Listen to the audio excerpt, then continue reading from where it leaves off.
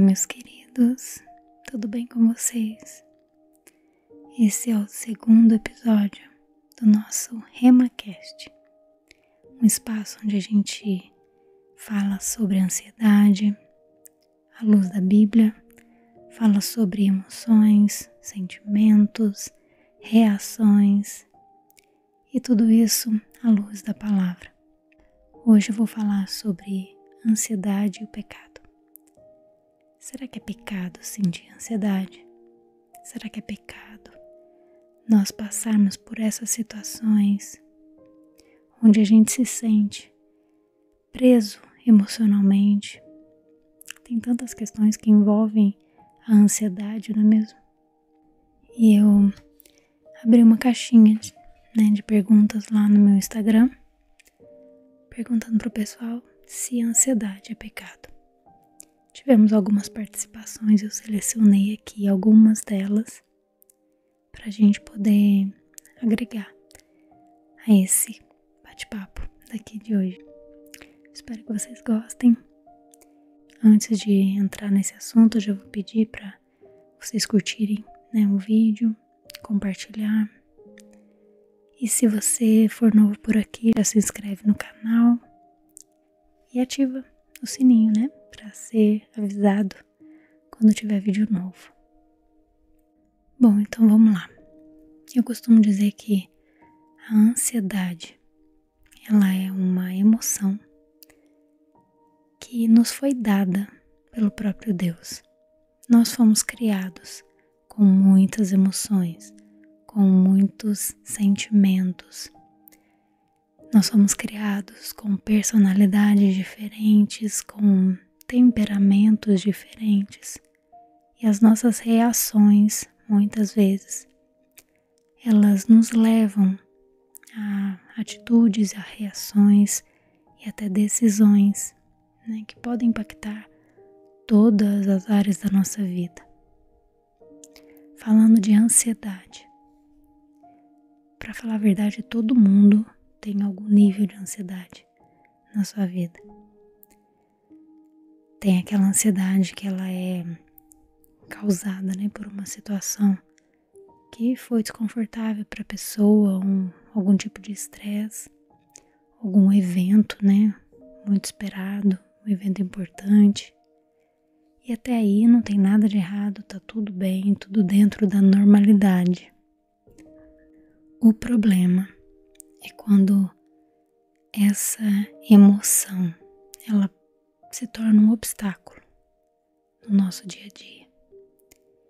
Ela torna a pessoa ansiosa incapaz de realizar suas próprias responsabilidades, de ter relacionamentos na sua vida, impede da pessoa ter um convívio saudável.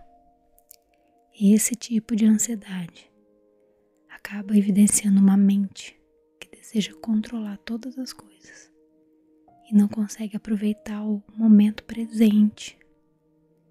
Por quê? Porque a ansiedade, ela é uma apreensão em relação ao futuro.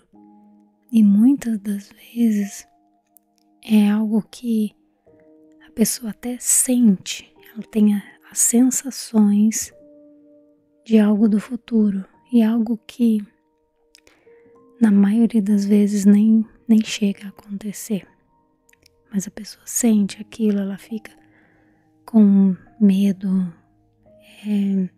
coração apertado, coração acelerado, a mão chega a transpirar. Enfim, muitas vezes a pessoa paralisa, ela fica parada, trava, não consegue nem para frente nem para trás. Enfim, são muitas reações de acordo com a pessoa, Cada pessoa reage de um jeito e enfrenta de um jeito as diversas situações da vida. Por isso que eu gosto muito de trazer, aqui no canal. Tenho alguns vídeos já de meditação e na próxima semana eu tô subindo mais um vídeo de meditação com o tema Sós com Deus, então fique atento que tá tá bem especial essa meditação, vocês vão gostar bastante. Por quê? Porque ela traz a nossa mente para o momento presente. Ela traz a nossa mente para quem realmente a gente é, para quem de fato a gente tem se tornado e coisas que a gente precisa ter mais atenção em relação à nossa postura, em relação às nossas reações, aos nossos pensamentos. Faz aquele trabalho de não permitir que a gente pense mentiras, inverdades que muitas vezes o próprio Satanás coloca na nossa mente. Um dos comentários que colocaram lá no canal, a pergunta era: ansiedade é pecado? A resposta foi: a ansiedade pode se tornar um pecado, sim, mas existem momentos em que ficamos angustiados. E aí eu quero trazer aqui o texto de 2 Coríntios 4, versículos 8 e 9, que diz: em tudo somos atribulados, porém não angustiados, perplexos, porém não desanimados, perseguidos, porém não desamparados, abatidos, porém não destruídos. Então aqui é um texto bem claro, dizendo que a gente pode enfrentar situações, porém a gente não permanece naquela situação. E com ansiedade é o mesmo. Um momento de ansiedade, uma fase em que a gente enfrenta a ansiedade, ela é normal e ela não é pecado. O pecado está quando a gente começa a deixar que aquilo nos domine. E eu costumo dizer aquela frase de que você não é a sua ansiedade, você não é o seu medo, você não é o seu pecado. Então sempre que você se sentir ansioso, repita isso: eu não sou esta ansiedade. Agora, é um quadro totalmente diferente quando a gente fala aí de um transtorno psicológico. E mesmo assim, um transtorno psicológico ele é um sintoma. Ele não é a pessoa em si. É um sintoma que precisa ser tratado, que precisa ser acompanhado, porque cada pessoa ela tem um início daquilo, tem algo que desencadeou aquela ansiedade, aquele transtorno, e é nesse ponto que precisa ser tratado a causa, qual foi a raiz. E essa raiz, essa causa de ansiedade pode ser muitas coisas, muitas, e nem sempre são falhas espirituais. Eu já enfrentei a ansiedade na minha vida e graças a Deus o Senhor me trouxe de volta. Mas eu já me peguei por várias vezes como que eu poderia ser cristã e me denominar cristã e enfrentar uma ansiedade. Cheguei a enfrentar a depressão uma época. De novo, né? Graças a Deus o Senhor me curou, me resgatou, me trouxe de volta, né, para alegria, para leveza, para paz. Mas isso não foi assim da noite para o dia. Foi preciso passar por um período, foi preciso passar por um processo. Mas eu me questionava e eu falava: nossa, meu Deus, eu nasci com defeito. Defeito de fabricação, né? Eu vim com esse probleminha aí de ansiedade e eu não posso ser chamada de cristã. Não tá certo isso. A questão é que a gente nunca, nessa terra aqui, nessa vida, nós não vamos ser perfeitos. Cristãos perfeitos não existem. Cristãos, vamos falar cristãos de de rede social, né? Porque as pessoas, elas postam o que traz alegria, o que pode agregar na vida de alguém. E só um parêntese aqui, até há um tempo eu me questionei também, né? Sobre as coisas que eu postava no meu Instagram.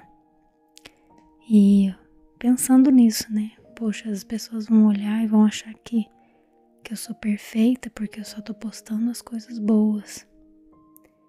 Mas é uma verdade quando a gente pensa que os nossos defeitos, os nossos problemas, nossas vulnerabilidades, a gente só abre com quem pode ajudar. Coisas que a gente deseja compartilhar para ajudar outra pessoa, a gente vai postar coisa boa, a gente vai mostrar coisa boa. E não significa que é uma vida perfeita. Significa que apenas é uma escolha de mostrar e demonstrar algo que possa agregar na vida de alguém. E não deixar a pessoa mais para baixo ou em dúvida, talvez. Amém? Fecha parêntese. Mas uma verdade é que é impossível a gente conciliar a ansiedade com uma espiritualidade perfeita. Isso é ilusão. Não uma ilusão por culpa da ansiedade, mas para qualquer pecador consciente da sua natureza. Nós todos, com ansiedade ou não, estamos fadados a fracassar em sermos santos. Pelo menos enquanto a gente tenta sozinho, né? O Espírito Santo, ele nos ajuda, ele caminha conosco, ele nos conduz, mas isso é um caminho, é um processo. A perfeição, no meu modo de pensar, só vamos alcançar quando estivermos lá na glória, com o nosso corpo transformado, com a nossa mente totalmente renovada. Aí sim, perfeição. O fato de enfrentar uma ansiedade não significa que eu estou impedida de viver uma vida cristã.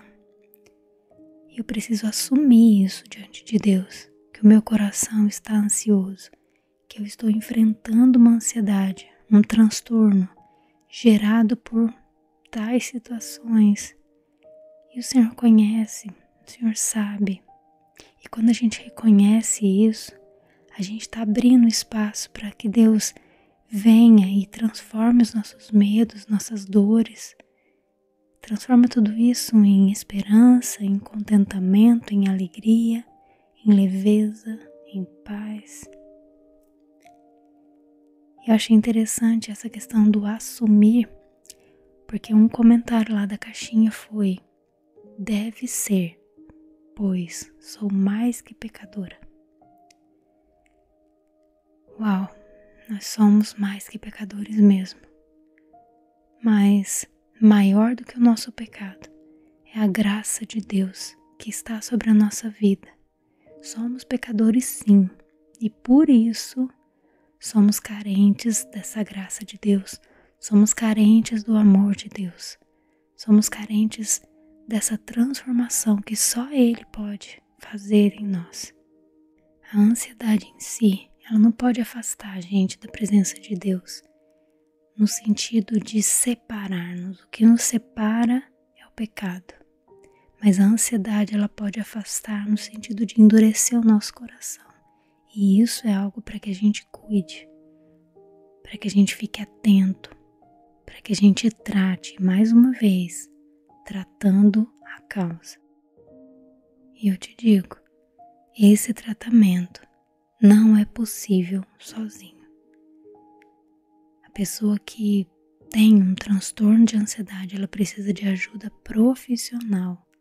Ela precisa procurar um terapeuta, psicólogo, um médico, um psiquiatra, enfim, alguém que ela possa ter a certeza de que tem o conhecimento científico para que possa instruí-la, né, de como sair daquele processo, de como vencer esse transtorno. A ansiedade, ela não é só uma preocupação sobre o amanhã. essa ansiedade ela gera um turbilhão na mente da pessoa, uma angústia exagerada, um medo, uma insegurança das coisas novas e até de pessoas que ela não conhece. Ela carrega consigo uma constante culpa com os erros que ela cometeu no passado e ela sente um desespero pelas coisas que vão vir. Sente aquela inconstância do humor, aquelas crises de pânico. E o que a Bíblia fala sobre isso é que Deus está perto e Ele nos ajuda a enfrentar as ansiedades do nosso coração em meio a todo esse caos. A ansiedade e a culpa, que são causadas por esse sentimento de insuficiência, ela pode prejudicar o nosso espírito, definhar o nosso espírito.